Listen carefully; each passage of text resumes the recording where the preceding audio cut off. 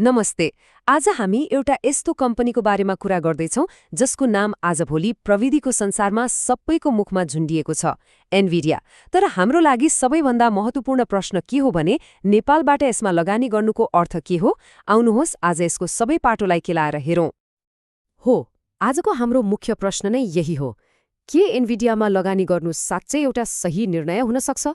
खास गरी नेपाली लगानीकर्ताको दृष्टिकोणबाट। ल सँगै मिलेर यसको जवाफ खोज्ने प्रयास गरौँ। ल त सुरु गरौँ। सबैभन्दा पहिले एनभिडियाको यति धेरै चर्चा किन भइरहेको छ? यसको पछाडि एउटा एकदमै शक्तिशाली कारण छ, आर्टिफिशियल इन्टेलिजेन्स अर्थात् एआई को क्रान्ति। एनभिडियाको स्टक मूल्यमा आएको यो अकल्पनीय उछालको पछाडि एआई चिप्सको विश्वव्यापी माग नै हो। केही समय अघि मात्रै यसको शेयर मूल्य लगभग 185 देखि $195 हाराहारीमा थियो, तर अहिले यो कता हो कता पुगिसक्यो। बजारको यही मागले गर्दा नै विश्वभरका लगानीकर्ताहरूको ध्यान यसमा तानिएको हो। तर एनभिडिया आज जुन ठाउँमा छ त्यहाँसम्म आइपुग्न यसले कस्तो यात्रा तय गर्यो त? यसको वर्तमानलाई राम्ररी बुझ्न यसको विगतको कथालाई एकपटक फर्केर हेर्नै पर्छ। एनभिडियाको यो यात्रा हेर्दा एउटा कुरा एकदमै स्पष्ट हुन्छ, यो कम्पनी समयसँगै कसरी बदलियो भन्ने।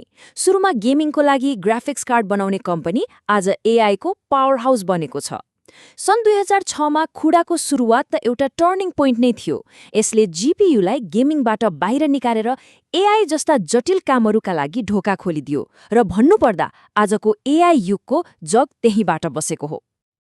जीपीयू अर्थात् ग्राफिक्स प्रोसेसिङ युनिट वास्तवमा यो पुरै एआई क्रान्तिको इन्जिन नै हो।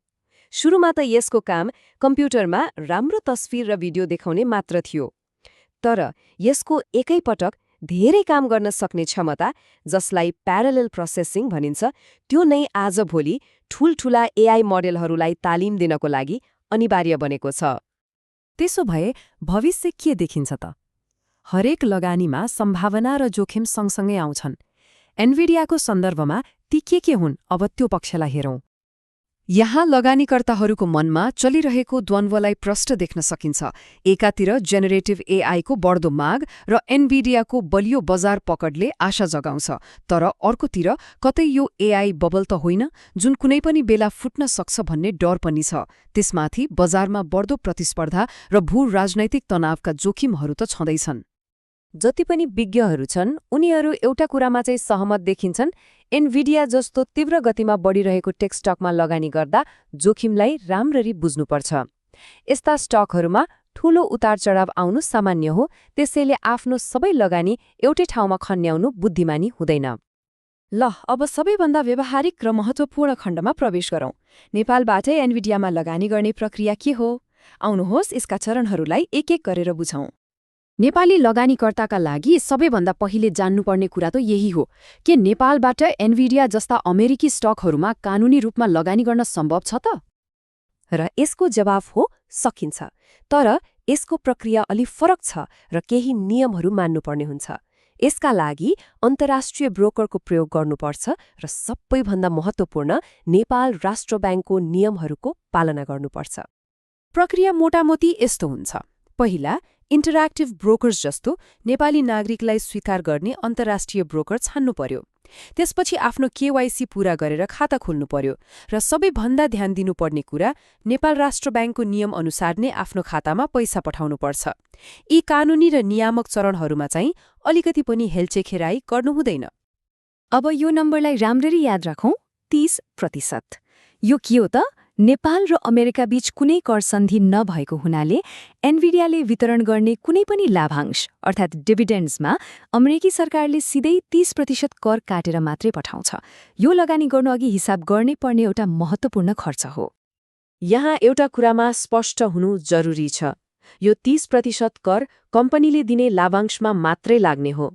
शेयर किनेर पछि महँगोमा बेच्दा हुने नाफा, जसलाई क्यापिटल गेन भनिन्छ, त्यसमा सामान्यतया गैर आवासीय लगानीकर्तालाई अमेरिकामा कर लाग्दैन। यो दुईटा कुरा बीचको फरक बुझ्नु एकदमै आवश्यक छ। ल अब अन्त्यमा यो लगानीको यात्रालाई सुरक्षित र बुद्धिमानी बनाउन केही महत्त्वपूर्ण नियम र सुझावहरूको बारेमा कुरा गरौँ। यी कुराहरूलाई सधैँ लगानीको मूल मन्त्र बनाउनुहोस्। जस्तै आफूले कति जोखिम लिन सक्छु भनेर पहिले नै निर्धारण गर्ने, आफ्नो सबै लगानी एउटै स्टकमा नहाल्ने र ब्रोकरेज, पैसा पठाउँदा लाग्ने शुल्क जस्ता सबै खर्चहरूको हिसाब गर्ने। यसो गर्दा अनुमानको भरमा होइन, एउटा अनुशासित रणनीति अनुसार लगानी हुन्छ।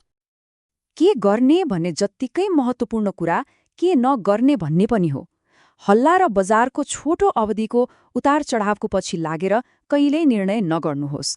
र सबैभन्दा ठूलो नियम, आफूले गुमाउन नसक्ने पैसा त कहिले पनि लगानी गर्नु हुँदैन। र एउटा अन्तिम तर सायद सबैभन्दा महत्त्वपूर्ण कुरा, विदेशमा गरेको लगानीबाट हुने आम्दानी र नाफालाई नेपालको कर विवरणमा पनि देखाउनु पर्ने हुन सक्छ। यो अमेरिकाको करभन्दा फरक नेपालप्रतिको दायित्व हो। त्यसैले यस विषयमा स्थानीय कर सल्लाहकारसँग एकपटक परामर्श लिनु नै सबैभन्दा बुद्धिमानी कदम हुन्छ। यो सबै विश्लेषणको अन्त्यमा एउटा सारांश दिनुको सट्टा एउटा प्रश्नमा आएर टुङ्ग्याउँ। के एनभिडियामा लगानी गर्नु भनेको केवल पैसा कमाउने एउटा अवसर मात्र हो, वा यो प्रविधिले ल्याइरहेको ठूलो परिवर्तनको एक हिस्सा बन्ने मौका पनि हो? आर्टिफिशियल इन्टेलिजेन्सले निर्माण गर्दै गरेको यो नयाँ भविष्यमा हामी हरेकको भूमिका आखिर के होला? यो साँच्चै सोच्न लायक प्रश्न हो।